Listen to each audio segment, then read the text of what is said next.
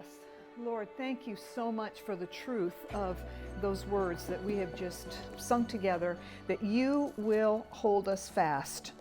And Lord, how we need that today in a time of unrest, uncertainty, fear, anger, just all the things that we are exposed to right now, Lord. Thank you that because of our relationship with you, Lord Jesus, we are held fast.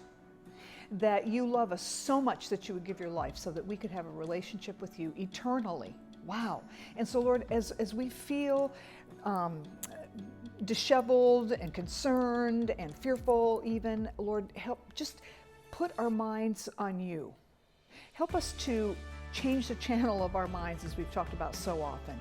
Lord, grab a hold of our chins and help us to look upward to who you are and how much you love us and how you hold on to us fast. And Lord, I thank you for these lessons in the book of Esther way back thousands of years ago from the Old Testament, that we can see how even in times of silence and even in times when things look grim, that you are in control.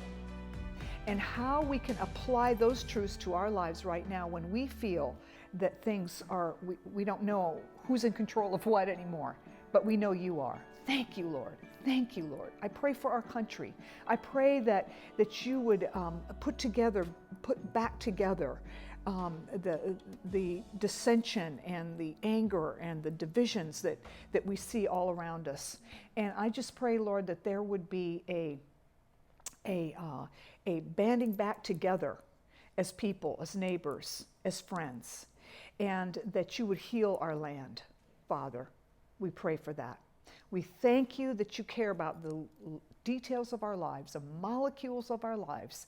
And so now, Lord, as we continue this incredible story in the book of Esther, would you speak to our hearts? Holy Spirit, would you teach us? Would you help us to hear the very lessons that we personally need to hear today?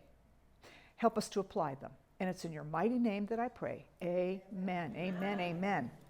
Well, turn with me to chapter 7 in the book of Esther as we continue this incredible story. And we've been saying to each other out in the hall and everything else, we're saying, can you believe how timely this is? And I've said this before 100 times, I think, but it's just amazing to me every year when we get ready to decide what's going to happen, what we're going to study in the fall, and how after much prayer and everything, something will come to mind of what we should be studying, and how every year it has been so pertinent. It's incredible. And how so with the book of Esther, right? And so we're going to be looking today at God's perfect timing. And we're going to begin by talking about our time versus God's time. And we love the fact, on your outline, we're going to be talking about how finally the good guys are winning. The story is about to turn. Well, it started turning a little bit last week when we studied, but it's like, wow, finally we're seeing a change. Now, I don't know about you, but I love a good book or movie that has a happy ending. Yes. Don't you? Yes. And especially in times like this, it's like, okay, give me back. You know, I love my Beverly Lewis stories about the Amish. And because their life is simple. And, you know, they ride in horse and buggies, and I just can't believe I get to see a page in history, and they actually still are around, for goodness sake, amazing. But to be able to look into that, to me, that's just such a relief and fun to look at something sweet and calm like that. Or how about this one? I don't know if I have any Lord of the Ring fans out there. But if you've read the books or seen any of the movies, there's a scene in the second book. It's called The Two Towers. And there's a moment when the good guys are in a castle that's called Helm's Deep. And they're all holed up there because the enemy is coming down on them by the thousands. And they're orcs and they're trolls and other horrific looking creatures. I don't know, even remember what they're called. And they are coming, marching down on Helm's Deep. And you think, oh my goodness, is the movie gonna end sadly? Or what's happening with the good guys in Helm's Deep? And you see them throwing their ropes over and starting to climb up onto the castle and everything. It's just horrifying. And then all of a sudden, over the hill comes Gandalf the White. And he is in a white, something flowing in the breeze, and he's sort of almost illuminating, and he's got his sword drawn, and he's got all the good guys with him. I think they're walking, talking trees or something like that. It's just very interesting, the Ents. And they come roaring over the hillside, and you think, oh my goodness, the battle is over, and sure enough it is. The bad guys just run for cover, and in fact, actually, J.R. Tolkien's image of Gandalf the White, he's actually sort of an image of Jesus, actually, and he was a Christian. And anyway, and so at that moment to see the good guys coming over the mountain, you were like, yes, I'm going to watch this movie again tomorrow. And we have that feeling, don't we? We want the good guys to win. And here in this story, it happens. So look with me, and I'm going to start the beginning of the story in verse 1 through 6. So the king and Haman went into the feast with Queen Esther. Remember, she last week invited the king to come to dinner. On the second day, as they were drinking wine after the feast, the king again said to Esther, "What is your wish, Queen Esther?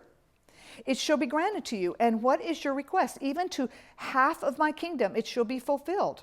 Then Queen Esther answered, "If I have found favor in your sight, O God, O king," I'm sorry, God is involved in it, but O king, "and if it please the king, let my life be granted me for my wish, and my people for my request. For we have been sold, I and my people, to be destroyed, to be killed, to be annihilated. If we had been sold merely as slaves, men and women, I should have been silent, for affliction is not to be compared with the loss to the king." Then King Ahasuerus said to Queen Esther, "Who is he and where is he who has dared to do this?" Finally, poop, the light is coming on with King Ahasuerus. Finally, apparently, Esther has helped the king put together the connection between the Jewish people and herself. Apparently, we don't know this for sure, but this is the way it sounds in this section here, that she's finally saying, and guess what? You're about to kill all those Jews. I'm one of them. I'm one of them. So again, the timing of it, and we're beginning to see that the good guys are winning. A on your outline. We're finally beginning to see the plot turning around. We've already talked about how God will accomplish his agenda in his way. And the last few weeks we've laughed about the irony and humor that Haman has to take Mordecai for a ride on the royal horse and, kind of take him around the town and say, "This is the man that the king honors. This is the man that the king honors." And we love the irony of that because he thought it was going to be him, didn't he? And so we love that and we laugh about that. And when he was actually coming in to the presence of the king to ask for the life of Mordecai to be hanged, and we can be encouraged with Esther for her to be strong as she faces the king and all those kinds of things, and Mordecai to hang in there, because here's the thing, we know the end of the story. We know what's going to happen at the end of the story. We know about chapter 8 of Esther. We know what is going to transpire. But here's the thing, and this is what I want us to really wrap our minds around. Most of the time in our own lives, we don't know the ending. We can't say, "Oh, well, I'm just going to sit by and have a cup of coffee because I know, that I know the ending." We don't know the ending most of the time in our lives. So it changes our perspective a little bit. We're cheering Esther and Mordecai on, but we're not so sure about us. Is this going to turn out okay? So we can struggle, we can complain, And that is because our time references are very different from God's. Be on your outline. What is our time reference? Our time reference is kind of like a line, kind of a timeline. You know, I was born here, graduated from high school here, went to college there, and we kind of have it in a line of progression in our life. Number one, because our time is objectively measured. We live by a calendar and a clock. We live by the days and the seasons. Most of us are very religious about our calendars. I remember when our kids were growing up, everybody in the house had a calendar. Roby had a calendar, Tori had a calendar, Mom had a calendar, Dad had a calendar, and we had a family calendar. And because Dad is very calendar driven, we'd have calendar meetings on Sunday night. Okay, Roby, have we gotten your soccer game on the family calendar? Tori, your music lesson, is that up there here? And we have to all, come together and look over our calendars. Calendars are very important. In fact, Bob now has gone from paper calendars to his calendar on his iPad. And yes, it will translate onto his iPhone as well. But anyway, I call his iPad calendar his mistress. Because I feel like sometimes I have to fight to get his attention from his mistress.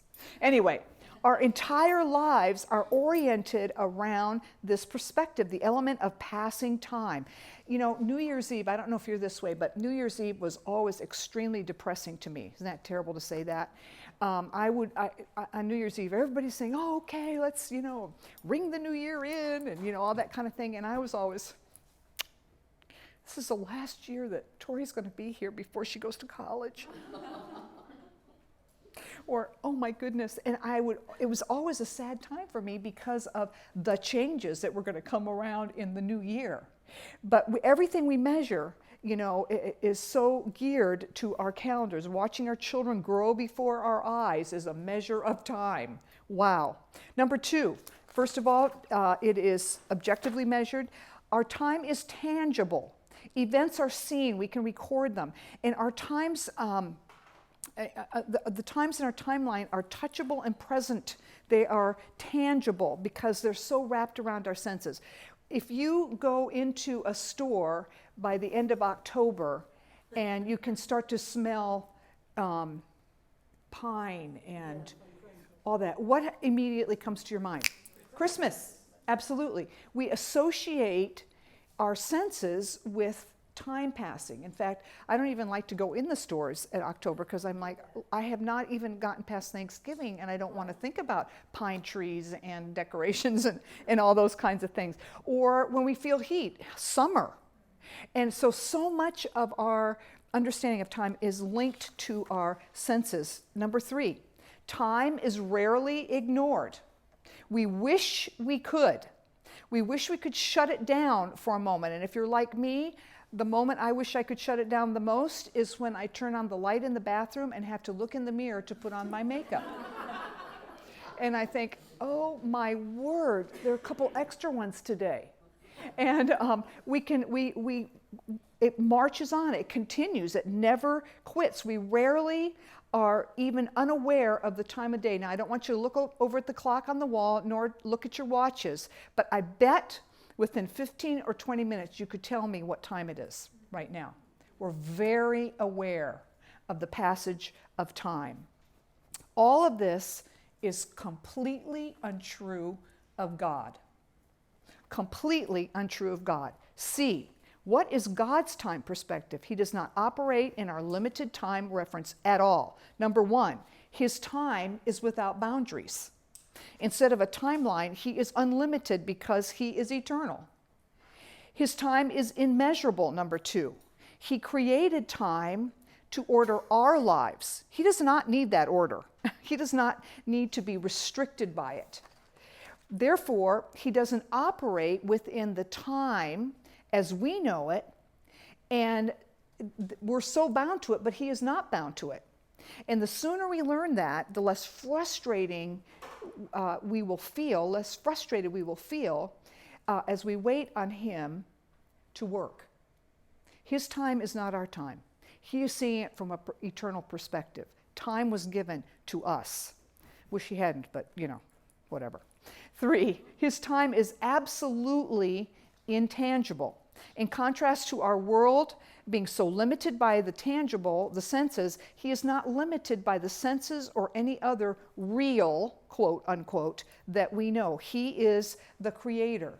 I read a while ago about a supernova that was seen bursting in Chile in 1987. I wasn't born then, but that's apparently what happened.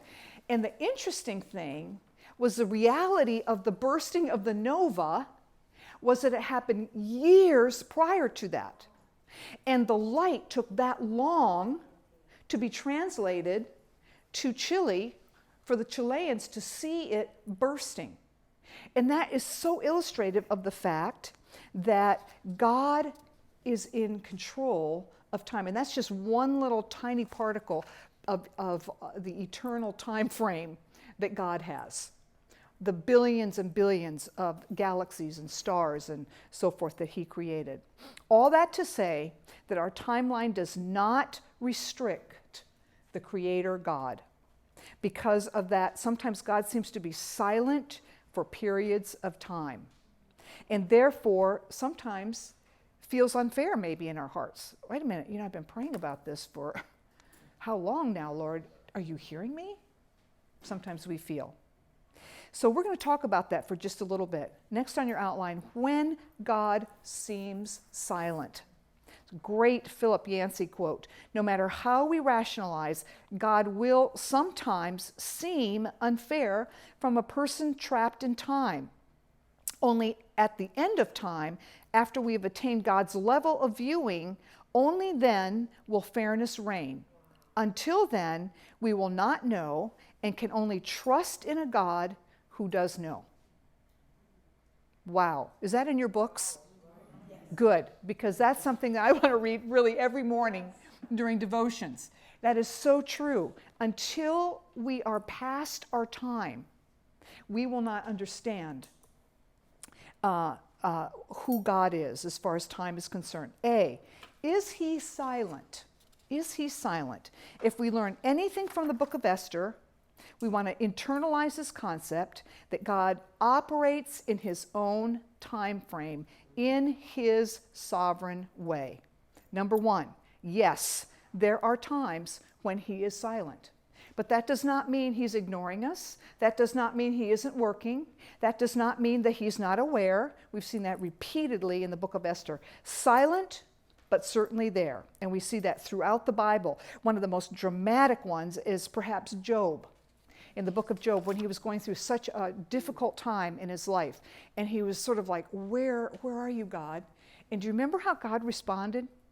He said, okay, Job, where were you when I created the universe? Where were you when I placed the fish in the sea? And it's just so much more beautifully put. I should have, anyway, look it up in the book of Job. It's just wonderful. And there was a period of time where it looked like God was absolutely silent and uninvolved in Job's life. And then we find out, oh my goodness, he was indeed working. God was working. Then there's a 400 years of silence between Genesis and Exodus. And then another 400 years of silence between Malachi and Matthew. Silence from heaven when the Lord Jesus himself was hanging on the cross. Silence. There are many times when God is silenced. But, number 2, he is silently working. Silently working. Isn't that a relief in our lives when we're saying, oh, feel like, God, are you aware of this difficulty? Are you aware of what's happening in my life? He is silently working. One of the things that can be so annoying. Have you ever had this? Call your doctor's office or Walgreens and they say, can I please put you on a brief hold? And so you politely say, sure. 5 minutes, 10 minutes, 15 minutes. Oh, I'm sorry, can I put you on another brief hold, please? And it's just so absolutely annoying to be put on hold. I don't know if you felt that way. And sometimes we feel like we're being put on hold by God. But let's always remember that when we're waiting for God to speak or show up in our lives, He is there. He is aware. He is working. He has our best interest on His wonderful heart. Many days it feels like a deafening silence. If that is true, and it is, how do we cope with that? How do we deal with that as followers of Jesus? What do we do when God is silent? First of all, B, how do we understand God's silence? There's a great Oswald Chambers quote, and he says, "Has God trusted you with His silence? A silence has great meaning. God's silences actually are His answers." Actually, His answers. First, some things to consider that will be helpful. Number one, consider what God is saying. There are periods of time when there is silence in our lives, and so we need to remember that, and we have to say, okay, Lord, what are you saying to me? What are you speaking to me? Because this is where often our faith will grow. When we're saying, okay, Lord, I don't see you today. I've been praying about this. I know you hear them. You haven't acted on this yet. So what are you trying to teach me? And it can be a time when our faith grows because we have to learn to trust that He is there and working, even if there is no evidence. For us, years ago, when Bob and I, when we first got to Sheridan House, after a little bit, we kind of went through a period where we were saying, Lord, is this what you want us to invest our whole lives in? Do you want us to stay, here at Sheridan House, or is there another ministry that you're kind of calling us to? And we were at that point of kind of prayerfully saying, what do you have for us, ultimately, God? Is this it, or are you calling us to a different kind of ministry or whatever? And it was such a time of growth for us because we kept watching for God to work. We're prayerful together, watching. Did you hear that? Did you see that? Did you consider that? And it was a time of watching for God's hand in our life. If God had spoken right away, it would not have produced the growth in our lives personally and together as a family. Number two, secondly, we watch for subtle changes. When God is about to work, we will observe subtle turning of events. Look at our story. The subtle turning of events. The king could not sleep, and so they bring in the boring annals of history to read to him, and then all of a sudden, wow, he realizes he has not honored Mordecai yet, and then the whole story begins. There's subtle changes beginning to happen. God is beginning to do something here, something subtle, but something is happening. So when we see subtle changes, it can reveal that God is about to do something different. It's going to show up in a way that we perhaps weren't expecting. When we stand back and observe, we can begin to pick them up. In the middle of God's silence, we can begin to observe His plan beginning to work if we are watchful. That was true in our situation, again, about Sheridan House for Bob and me, that we had subtle comments from people talking about Sheridan House and this and that, and have you ever thought about, and we had subtle comments that were made to us, and so we started thinking about it in a little bit of a different perspective. What we learned at this stage is to be sensitive and discerning, listening, watching, looking at is there anything that God is doing here that's a little bit out of the ordinary that would kind of shed some light on what He's about to do, watching for God to work, tuning our ears in to hear even the small whisperings of God. And then, number three, prepare for dramatic change. Prepare for dramatic changes. This is when God steps into our time and space to end the silence. And again, we're going back to our situation with Bob and I praying through about what to do about Sheridan House. That happened with us. We began to observe definite things. We got strong, jilting statements made by godly counsel. Before it just had been kind of hints, this is a possibility. Have you ever thought about that? And now it was dramatic. And it was a dramatic change of our heart in our lives. God's hand was clearly in that direction. It was a turning point for us in our hearts and at Sheridan House. We learned so much, and it was just a time of incredible growth for us. That is about to happen in the story of Esther. Look with me to 6 and 7. This is where the story picks up. And Esther said, "Foe and enemy, this wicked Haman." Then Haman was terrified before the king and the queen, and the king rose in his wrath from the wine drinking and went into the palace garden. But Haman stayed to beg for his life from Queen Esther, for he saw that harm was determined against him by the king. Do you see? It was kind of subtle. The king was saying, Mordecai, and let's honor him. And then all of a sudden, boom, these are dramatic events. Things are changing dramatically at this point. A complete flip-flop of the plot. Haman is now at the victim's, Esther's, mercy. God dramatically begins to accomplish his will. Now, the last aspect to consider in understanding God's silence is number 4, expect a surprise ending. Expect a surprise ending. Look at verses 7 through 10. Again, verse 7. And the king arose in his wrath from his wine drinking and went into the palace garden. But Haman stayed to beg for his life from Queen Esther, for he saw that harm was determined against him by the king. Verse 8. And the king returned from the palace garden to the place where they were drinking wine, as Haman was falling on the couch before where Esther was. Wow. And the king said, "Will he even assault the queen in my presence, in my own house?" And the word left the mouth of the king. As the word left the mouth of the king, they covered Haman's head.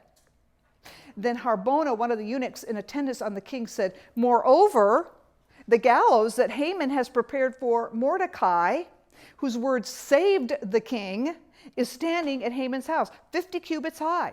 And the king said, "Hang him on it." So they hanged Haman on the gallows that he had prepared for Mordecai, and the wrath of the king abated. Wow. Who would have ever guessed this ending in chapter 3 and 4? When the plot was discovered and Esther was first trembling in her boots, remember, she's, I haven't even seen the king for a month. I don't even know if he likes me anymore. And, I'm just a little girl in the harem. And, wow, me. And we see her trembling. And my goodness, look where we are today. That's what we can expect when God begins to work. He is sovereign. He can work in any way he pleases. He's not limited by anything we know or understand. He's not limited by time, space, or our senses. That's how he works. And I think Jesus' resurrection is perhaps one of the most dramatic examples of that. The Jews and the Romans at the crucifixion thought, done. We're over this problem in our country now. But God was not finished, was he? And raised Jesus from the dead 3 days later. Wow. Very dramatic.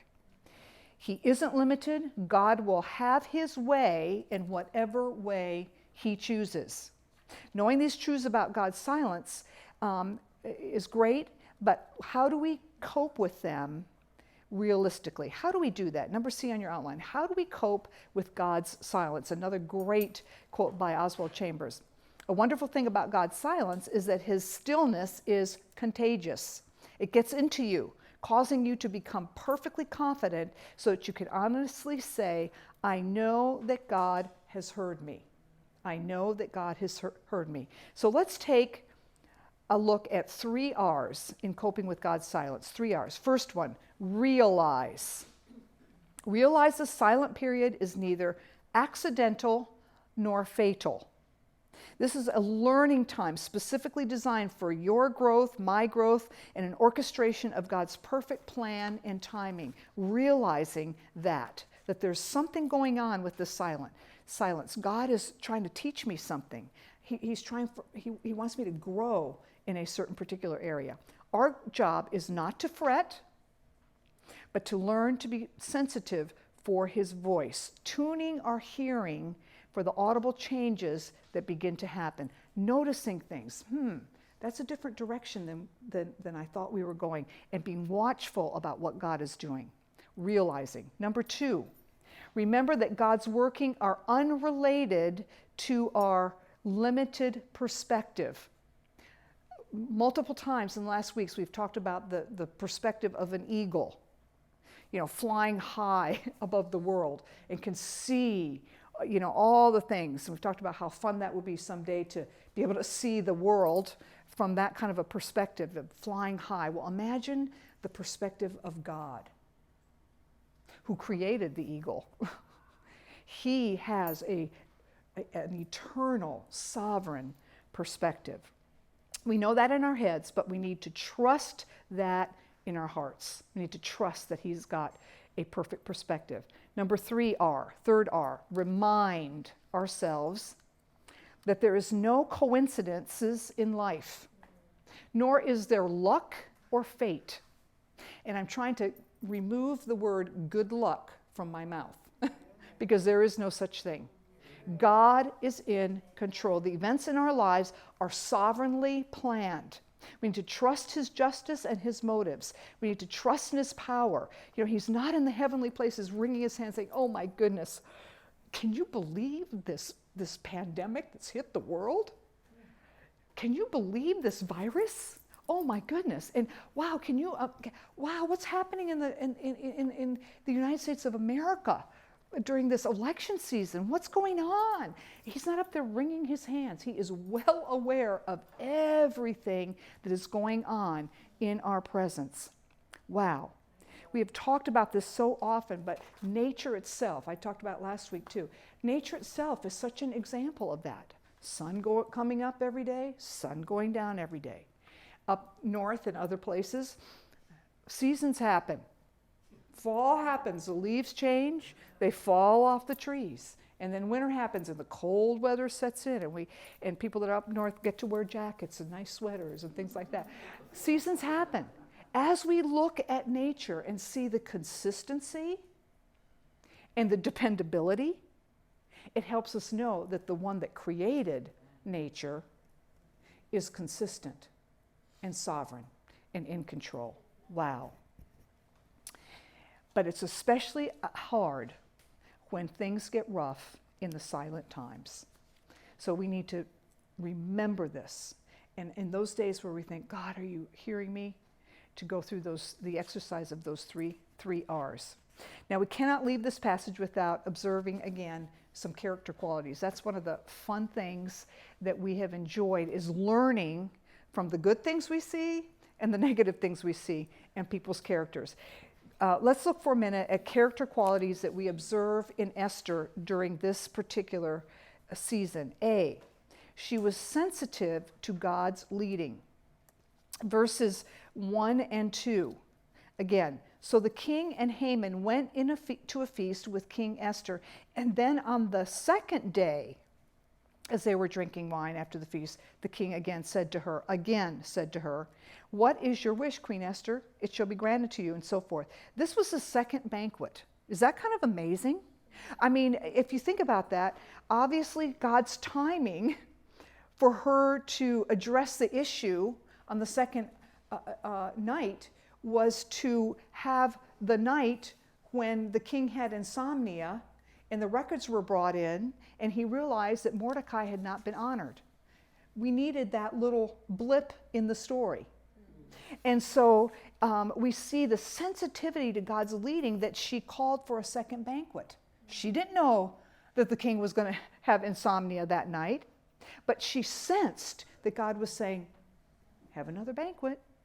And I don't know about you, but if I had been called into a absolute monarch's presence for a banquet and my people were about to be eliminated, I think he would have said, okay, Esther, what would you like? I'll give you half of my kingdom. I'd say, oh my goodness, I'm about to die, and all my people with me, blah, blah, blah. And it would have just flowed out of my mouth, rather than her very, graciously saying, you know what, my wish is that you come to a feast tomorrow night. Wow, the self-control and the sensitivity to God's leading. Wow. She was so confident in God's leading that she waited another day. That's amazing to me. Amazing. B, Also, she had humility. Again, look at verses 3 and 4. And the queen answered, if I have found favor in your sight, O king, and if it please the king, let my life be granted me for my wish, and my people for my request. For we have been sold, I and my people, to be destroyed, to be killed, and to be annihilated. If we had been sold merely as slaves, men and women, I would have been silent, for our affliction is not to be compared with the loss of the king. If I have found favor. I don't think she was just saying, oh, and by the way, king, if you favor me. I think she sincerely meant that. I think she was sincerely saying, not just for effect, I think she was being very straightforward. If I found favor with you, let me tell you what's going on. Let me get your attention about this. I wouldn't have bothered you unless it was very urgent. Our very lives are at stake. She approaches him with humility rather than haughtiness. I love this verse. I think I should put it on my mirror. Proverbs 15:1. A gentle answer turns away wrath, but a harsh tongue stirs up anger. So often we approach conflict with, who are you to treat me like this attitude? How dare you? We don't see that in Esther at all. We see her honestly, straightforward, telling the king what's going on, but we don't see any anger, we don't see a lot of emotion. She just goes straight to the point of what she needs to say. Number C, she has a non-critical spirit. She could have complained and criticized. How could you listen to this man? How could you be so heartless not to check on who these people are that you signed the edict to annihilate? Weren't you thinking? Come on, king, where is your brain? Would be a natural response. Notice that she wastes no time on comments and attitudes that will get her nowhere. She could have been angry and accusatory, but it would have been totally non-productive. And that is such a lesson to us, isn't it? That we waste so much energy in times of conflicts in our relationships that get us nowhere. We need to learn from Esther. And look at how she handles. She's very straightforward, very honest, but she doesn't waste a lot of time on emotion and anger and accusatory tone and so forth. We observe in her instead, D, she had an ability to handle conflict wisely. Number one, she boldly addresses the issue at hand. She is humble, but wastes no time beating around the bush. Okay, you really want to know, king? Let me tell you, this is what's going on. She does not beat around the bush. Number two, she does not manipulate. No game playing. She goes directly to the heart of the problem. So often we spend so much time circling around the issue and, well, you did this, we're talking about this today, but 2 weeks ago, do you remember? And, those kinds of things. And we bring up totally irrelevant things so that we can be ineffective and we can lose our hearers. She does not manipulate. Number three, she uses her tongue very wisely. In your homework, Proverbs 25:11 and 15 says, a word fitly spoken is like apples of gold in a setting of silver. Verse 15, with patience a ruler must be pursued, and a soft tongue will break a bone. Now, what in the world does a word fitly spoken are like apples of gold sitting in silver? I think the idea here is the wealth. It's like, if you say something in a good way, it can be compared to something of tremendous value, like a gold apple sitting in a silver dish. In other words, well-spoken word is very, very valuable. I think that's what that verse is saying. And that is a way Esther approached her husband, patiently, putting it in the right way and in the timing. She graciously but forthrightly and strongly stated the problem. Now, what can we learn from Haman? Oh my goodness. Again, verse 5 through 7. Thus King Ahasuerus said to Queen Esther, who is he? Where is he? Who has who'd done all this. And Esther said, a foe and an enemy, this wicked Haman. Then Haman was terrified before the king and the queen. And the king arose in his wrath from the wine drinking and went into the palace garden. But Haman stayed to beg for his life from Queen Esther, for he saw that harm was determined against him by the king. A, callousness leads to cold-hearted evil. We've seen this repeatedly in Haman's life in the last weeks. With a flick of the wrist, he condemns an entire race, and then, hey, could you pass me the wine, please? And gets drunk with the king. Remember that? Unbelievable, the insensitivity, the callousness that turns into cold-hearted evil. But when it was his own skin, oh my goodness, pure terror. Pure terror. So much so that B, self-preservation leads to going beyond propriety. Look again at verse 8 through 10. And the king returned from the palace garden in the place where they were drinking wine as Haman was falling on the couch where Esther was. And the king said, will he even assault the queen in my presence, in my own house? And as the word left the mouth of the king, they covered Haman's head. Then Harbona, one of the eunuchs in attendance, said, moreover, the gallows that Haman has prepared for Mordecai, who saved the king, is standing in at Haman's house. And the king said, hang him on it. And they hanged Haman on the gallows that he had prepared for Mordecai. Then the wrath of the king was abated. He was so beside himself, Haman was so beside himself with fear that he goes beyond court etiquette and propriety, and he falls on Esther's couch. Dr. S. Goldman said, the arrogant bully became, as usually in the face of a disaster, a whining coward. Isn't that true? He was, well, let's take these people down, and very bold in his, at that stage. But when it's happening to him, oh my goodness. Not only was the king enraged over what Esther has shared, but likely distraught over what he'd done. Oh my goodness, what have I done?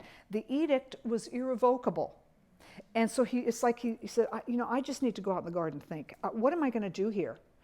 This edict against the Jews includes my beloved Esther. Oh my goodness, what have I done?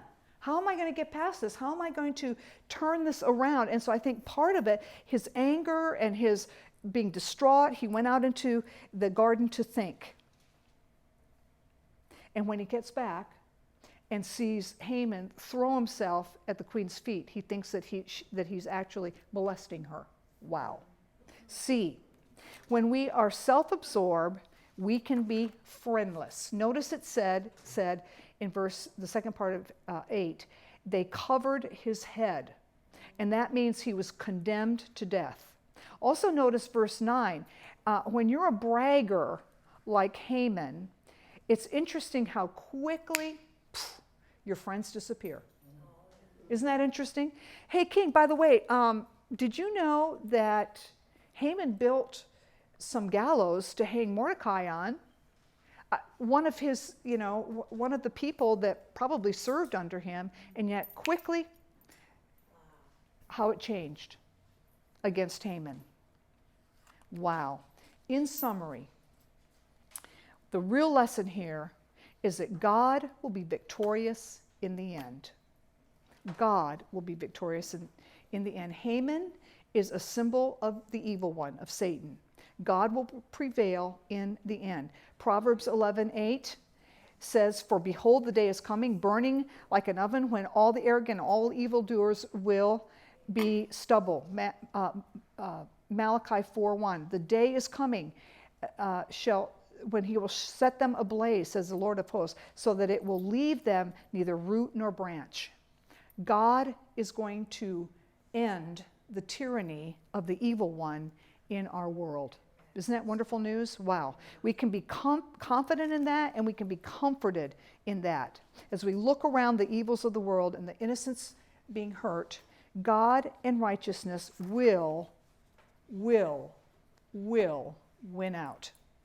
Another lesson apart from the grace of God is that we all have, this is sort of sad news to all of us, we all have the potential to be a Haman.